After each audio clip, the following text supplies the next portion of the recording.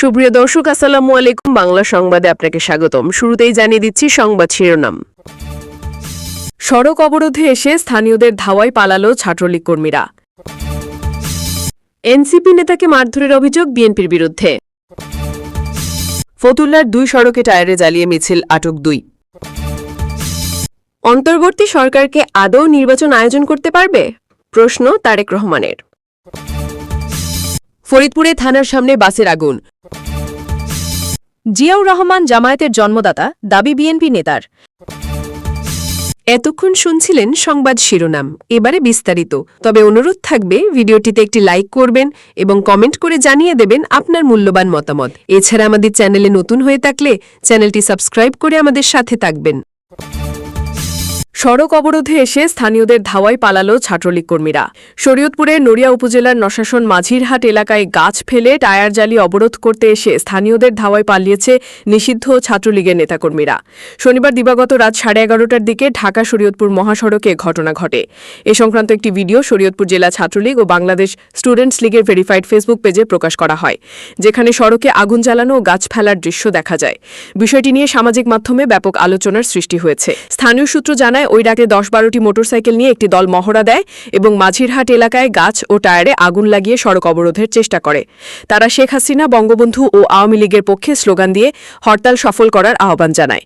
নড়িয়া union BNP সভাপতি নুরুজ্জামান হাওলাদার বলেন, রাতের আধারে হঠাৎ একটি চক্র অবরোধ সৃষ্টি করে সাধারণ মানুষের ভোগান্তি বাড়াতে চেয়েছিল। আমরা নেতাকর্মী ও স্থানীয়দের নিয়ে তাদের প্রতিহত করি। এ বিষয়ে বৈষম্য বিরোধী ছাত্র আন্দোলনের শরীয়তপুর জেলা আহ্বায়ক ইমরান আল নাজির বলেন, পলাতক ও নিষিদ্ধ সংগঠনের কিছু অংশ নিয়মিতই রাতে এমন ছুটি বা কর্মসূচি দিয়ে জনদুর্ভোগ সৃষ্টি করছে। প্রশাসনের নীরব ভূমিকা হতাশাজনক। ঘটনার পর নড়িয়া ও পালং মডেল থানার পুলিশ সেখানে উপস্থিত হয়ে পরিস্থিতি নিয়ন্ত্রণে আনে। এনসিপি নেতাকে মারধরের অভিযোগ বিএনপির বিরুদ্ধে। কক্সবাজারের চকরিয়ায় বিএনপি নেতা সালাউদ্দিন আহমদের নির্বাচনী এলাকায় শনিবার বিকেলে জাতীয় নাগরিক পার্টি বা এনসিপির মঞ্চ ভাঙচুর করেছে দলটির স্থানীয় নেতাকর্মীরা। সভামঞ্চে এনসিপি সভাপতি নাহিদ ইসলাম সহ কেন্দ্রীয় নেতাদের বক্তব্য দেওয়ার কথা ছিল, কিন্তু তারা পৌঁছানোর আগেই বিএনপি নেতাকর্মীরা এই মঞ্চ ভাঙচুর করে। এ ঘটনার পর এদিন রাতে এনসিপির বাঁশখালীর সংগঠক তানভীর সিকদারকে বিএনপি নেতাকর্মীরা বেধড়ক পিটিয়ে মাথা ফাটিয়ে দিয়েছে বলে অভিযোগ তুলেছেন দলটির যুগ্ম মুখ্য সমন্বয়ক আরিফুর রহমান তুহিন। এ নিয়ে নিজের ভেরিফাইড ফেসবুকে একটি পোস্ট করেছেন আরিফুর রহমান তুহিন। পোস্টে তিনি লেখেন, ধন্যবাদ বিএনপি, ধন্যবাদ সালাউদ্দিন ভাই। কিছুক্ষণ আগে এনসিপির বাঁশখালীর সংগঠক তানভীর সিকদারকে বাঁশখালীর বিএনপি নেতাকর্মীরা বেধড়ক পিটিয়ে মাথা ফাটিয়ে দেয়। তিনি লেখেন, নাসির উদ্দিন পাটোয়ারির যে বক্তব্য নিয়ে তাদের আপত্তি, তার জবাবও কথায় বা আইনিভাবে দেওয়া যেত, কিন্তু না, ওনারা এখনো পেশিশক্তির রাজনীতি বহাল রাখতে চায়, ভীতির রাজনীতি দিয়ে আধিপত্য বিস্তার করতে চায়। তাই তো স্টেজ ভাঙলো, গাড়িবহর আটকালো, মাথা ফাটালো। তিনি আরও লেখেন, অথচ এই তো কয়েকদিন আগে ওনাদের নেতা দুদুভাই আমাদের অন্যতম শীর্ষ নেতা হাসনাত আবদুল্লাহকে হিসু দিয়ে ভাসি দেওয়ার মতো নোংরা কথা বলল। আমরা এর জবাব দিয়েছিলাম কথার মাধ্যমে। আজকেও আমরা চাইলে এই সংঘাতে যেতে পারতাম, কিন্তু নাহিদ ইসলামের সাফ কথা, আমরা পরিবর্তন চাই, বাক স্বাধীনতা চাই, কিন্তু বাধা আসলেও সর্বোচ্চ সংযম দেখাতে হবে। তাই আহ্বায়ক কিছুটা বাড়তি সময় নেন মুখোমুখি সংঘাত এড়াতে। এনসিপি নেতা লেখেন, আমরা কোনো প্রকার প্রটোকল ছাড়াই সালাউদ্দিন আহমদের এলাকা পার হই এবং বান্দরবন যায়। এরপর কাপুরুষের মতো আমাদের ছেলেদের মারে বিএনপির লোকজন। ওরা আমাদের ভয় দেখাতে চায়, কিন্তু ওরা ভুলে গেছে আমরা হাসিনাকেই ভয় পাইনি। গোপালগঞ্জ গিয়ে কয়েক হাজার সন্ত্রাসীর সামনে মুজিববাদ মুর্দাবাদ স্লোগান দিয়েছে। আরিফুর রহমান তুহিন লেখেন, নাহিদ আখতার হাসনাতদের ভয় পাইয়ে থামাতে পারবেন না। পেশি শক্তির রাজনীতি এদেশে হতে দিব না। আমরা লড়বো, প্রয়োজনে মরবো, তবু আমরা এই ধারার পরিবর্তন আনবো। অবশেষে তিনি লেখেন, আপনাদের কিছু বলার থাকলে কথার মাধ্যমে বলুন, পেশি শক্তির মাধ্যমে না। এই রাজনীতি 36 জুলাই শেষ হয়ে গেছে সালাউদ্দিন ভাই। আপনি মজলুম ছিলেন, জালিম হয়েন না। আপনাকে আমরা ভালোবাসি। আপনার গুম থাকা ও ভারতে জীবনকে আমরা এখনো মনে রেখেছি। ফতুল্লার 2 সড়কে টায়ারে জ্বালিয়ে মিছিল, আটক 2।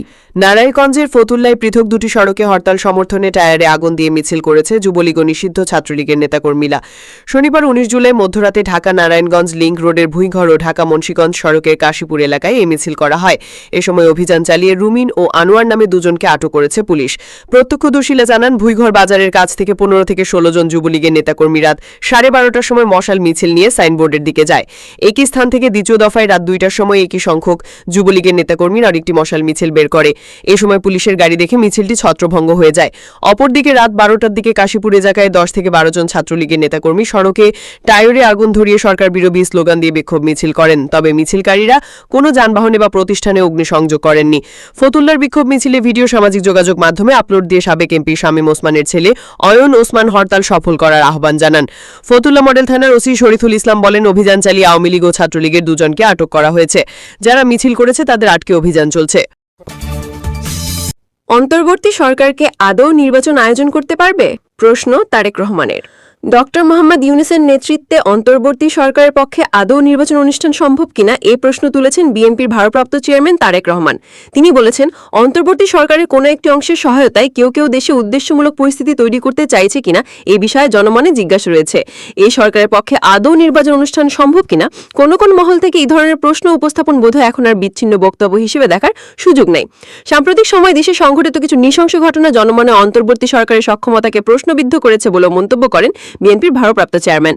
শনিবার 19 জুলাই রাজধানীর খামারবাড়ির কৃষিবিদ ইনস্টিটিউশন বাংলাদেশ মিলনায়নে এক স্মরণসভায় ভার্চুয়ালি যুক্ত হয়ে তিনি এসব কথা বলেন। জুলাই আন্দোলনের শহীদ ছাত্রদের স্মরণে জাতীয়তাবাদী ছাত্রদলের বেসরকারি বিশ্ববিদ্যালয়ের শাখা এই সভার আয়োজন করে।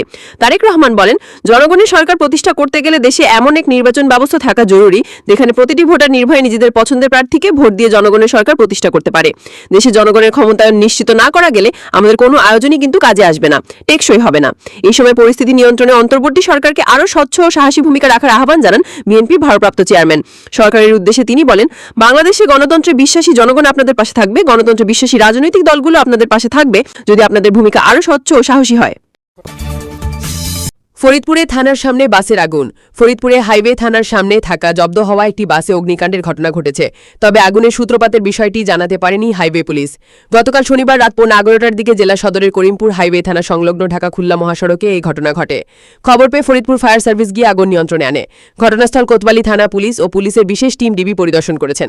করিমপুর হাইওয়ে থানা ও ফায়ার সার্ভিস সূত্রে জানা যায়, গত ঈদুল আজহার আগে আরএসএফ পরিবহনের বাসটি জেলার মধুখালীতে সড়ক দুর্ঘটনার শিকার হয়। এরপর বাসটি জব্দ করে হাইওয়ে থানার পশ্চিমে ঢাকা খুলনা মহাসড়কের পাশে রাখা ছিল। সেখানেই বাসটিতে কে বা কারা আগুন ধরিয়ে দেয়। খবর পেয়ে ফরিদপুর ফায়ার সার্ভিসের কর্মীরা ঘটনাস্থলে পৌঁছে প্রায় 40 মিনিট চেষ্টায় আগুন নিয়ন্ত্রণে আনতে সক্ষম হন। আজ রবিবার 20 জুলাই সকালে বাসের আগুন নিয়ন্ত্রণে অংশ নেওয়া ফরিদপুর ফায়ার সার্ভিসের লিডার মামুন জাহিদি বলেন, স্থানীয়দের মাধ্যমে খবর পেয়ে ঘটনাস্থলে পৌঁছে প্রায় 40 মিনিট চেষ্টায় আগুন নিয়ন্ত্রণে আনা হয়। তবে কিভাবে আগুনের সূত্রপাত হয়েছে সে বিষয়টি আমরা এখনও নিশ্চিত হতে পারিনি। করিমপুর হাইওয়ে থানার ওসি মোহাম্মদ সালাহুদ্দিন চৌধুরী বলেন, সড়ক দুর্ঘটনার শিকার হওয়া বাসটি জব্দ করে থানার 150 গজ দূরে সড়কের পাশে রাখা ছিল। বাসটি মালিকপক্ষের লোকজন দেখাশোনা করতেন। গতকাল শনিবার দুপুরের পর থেকে তারাও ওই জায়গায় ছিলেন না। রাত 12টার দিকে জানতে পারি বাসটিতে আগুন লেগেছে। তবে কিভাবে আগুনের সূত্রপাত হয়েছে কিংবা দুর্বৃত্তরা আগুন দিয়েছে কিনা সে বিষয়ে এই মুহূর্তে নিশ্চিত বলা যাচ্ছে না, তদন্ত চলছে। জিয়াউর রহমান জামায়াতের জন্মদাতা, দাবি বিএনপি নেতার। সাবেক রাষ্ট্রপতি ও বিএনপি প্রতিষ্ঠাতা জিয়াউর রহমানকে জামায়াত ইসলামীর জন্মদাতা হিসেবে আখ্যা দিয়েছেন কামরুল হুদা নামে কুমিল্লার এক বিএনপি নেতা। তিনি কুমিল্লা দক্ষিণ জেলা বিএনপির যুগ্ম আহ্বায়ক ও চৌদ্দগ্রাম উপজেলা বিএনপির আহ্বায়ক পদে রয়েছেন। শনিবার 19 জুলাই বিকালে চৌদ্দগ্রাম উপজেলার মুন্সিরহাট উচ্চ বিদ্যালয় মাঠে এক অনুষ্ঠানে কামরুল হুদা এ মন্তব্য করেন। বিএনপি নেতার ওই বক্তব্যের 49 সেকেন্ডের একটি ভিডিও সামাজিক যোগাযোগ মাধ্যমে ভাইরাল হয়েছে। ভাইরাল ওই ভিডিওতে কামরুল হুদাকে বলতে শোনা যায়, জামায়াতকে রাজনীতি করার সুযোগ কে দিয়েছে? বিএনপি। শহীদ প্রেসিডেন্ট জিয়াউর রহমান জামায়াতের জন্মদাতা। সেই জন্মদাতার সঙ্গে তারা বেইমানি করেছে। জন্মদাতার ছবি রাস্তায় ফেলে তারা হটকারিতা করছে। জামায়াতের অঙ্গ সংগঠনের ছেলেরা আমার নেতাকে নিয়ে কুরুচিপূর্ণ স্লোগান দিচ্ছে। দেশনায়ক তারেক রহমানকে নিয়ে তারা স্লোগান দিচ্ছে, জিয়াউর রহমানের ছবি পদদলিত করছে। আমরা ভোট দিতে পারি না। এরা ধর্মের কথা বলে বেহেস্তের সার্টিফিকেট বিক্রি করে, এদের থেকে সাবধান হবেন। বক্তব্যের বিষয়ে জানতে যোগাযোগ করা হলে কামরুল হুদা বলেন, জামায়াতকে নতুনভাবে জীবন দিয়েছিলেন শহীদ প্রেসিডেন্ট জিয়াউর রহমান। আমি আমার বক্তব্যে সেই কথাটিই বলেছি। আমরা সঠিক ইতিহাস তুলে ধরছি।